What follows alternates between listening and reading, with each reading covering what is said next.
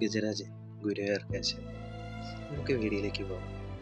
കേശവൻ നമ്മളറിയാത്ത മറ്റൊരു പ്രത്യേകത കൂടി ഉണ്ടായിരുന്നു.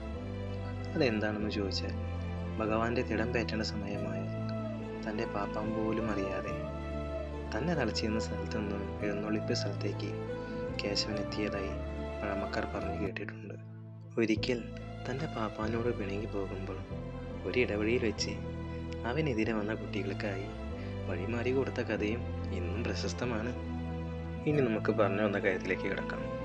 കേശവൻ എങ്ങനെ ഗജരാജനായി മാറി? ഗുരുവായൂർ അമ്പലത്തിൽ ഏകദേശം 50 വർഷത്തോളം സേവനം ചെയ്തതിൻ്റെ ബഹുമാന സൂചകമായി 1973 കേശവനെ ഗജരാജന് ബഹുമതി കൊടുത്ത് ആദരിച്ചത്. അന്നു മുതൽ അവൻ ഗജരാജൻ ഗുരുവായൂർ കേശവനായി മാറി. എന്തിനേറെ പറയുന്നു, 1926 ഒരു ഏകാദശി ദിവസം പുലർച്ചെ ഭഗവാന്റെ ഉണരലും കേശവൻ്റെ ഉറക്കവും ഒന്നിച്ചായിരുന്നു. അതെ, ഇത്രയധികം തൻ്റെ ഭഗവാനെ സ്നേഹിച്ച കേശവൻ ഇന്നും തൻ്റെ ഭഗവാന്റെ സമക്ഷം ഭഗവാന്റെ ഉള്ളിൽ കുടികൊള്ളുന്നു. ഹേ ഹരേ കേശവ, ഓ നമോ നാരായണ.